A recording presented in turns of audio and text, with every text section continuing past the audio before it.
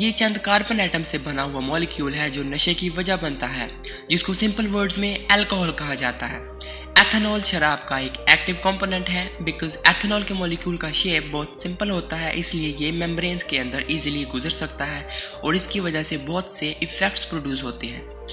ये molecule exactly कैसे नशा पैदा करता है और इसका इफेक्ट अलग अलग लोगों में डिफरेंट क्यों है, इन सब सवालों के जवाब के लिए हम अल्कोहल की बॉडी में एंटर होने और बाहर निकलने तक का प्रोसेस डिस्कस करेंगे।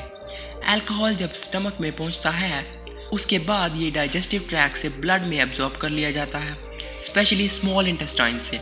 स्टमक में मौजूद खाना अल्कोहल को इफेक्ट करता है क्योंकि खाना खाने के बाद पाइलोरिक स्फिंक्टर जो स्टमक और स्मॉल इंटेस्टाइन के दरमियान होता है वो बंद हो जाता है और अल्कोहल की बहुत कम क्वांटिटी ब्लड तक पहुंच पाती है।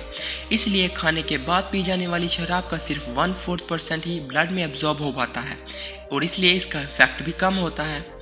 ब्लड से आगे अल्कोहल जाता है हमारे ऑर्गन्स तक, स्पेशली वो ऑर्गन जहाँ पर ब्लड की सप्लाई ज़्यादा होती है। फॉर एन एग्जाम्पल लिवर और हमारा ब्रेन। जैसे ही अल्कोहल लिवर में पहुँचता है, लिवर के एंजाइम अल्कोहल को 2 स्टेप्स में ब्रेक करना स्टार्ट करते हैं।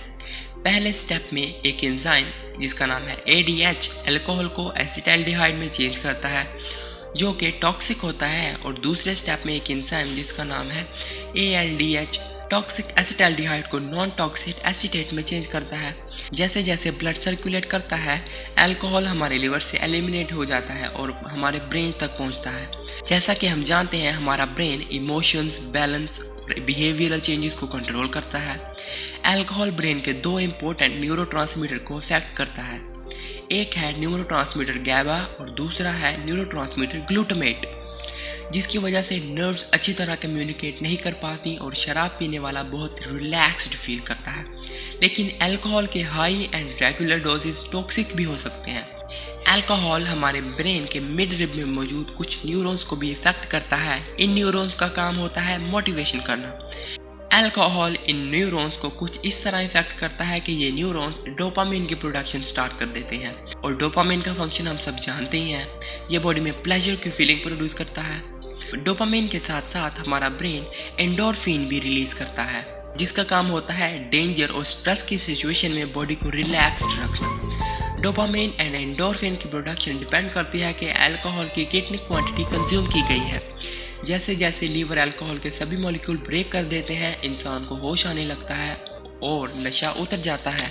लेकिन कुछ लोगों में शराब का नशा ज़्यादा और कुछ में कम क्यों होता है?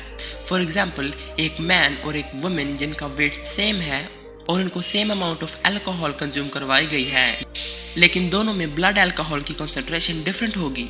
ऐसा इसलिए होता है क्योंकि वुमेन्स की बॉडी में ब्लड कम होता है as compared to a man, और वुमेन्स की बॉडी में फैट ज़्यादा होता है। कम ब्लड के अंदर सेम लेवल ऑफ अल्कोहल का मतलब है कि वुमेन की बॉडी में कॉन्सेंट्रेशन ज़्यादा है।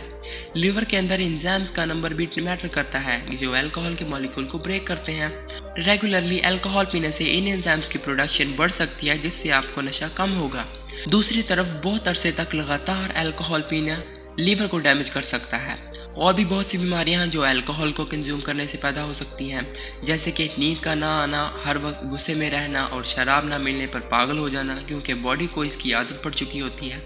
कुछ लोगों को बिल्कुल भी नशा नहीं होता। इसका रीज़न उनके जेनेटिक्स में हो सकता है, क्योंकि बहुत सारे फैक्टर्स हैं जो इफ़ेक्ट करते हैं, जैसे कि न्यूरोट्रांसमीटर और हार्मोन की प्रोडक्शन और रिलीज हर इंसान में सेम नहीं होती।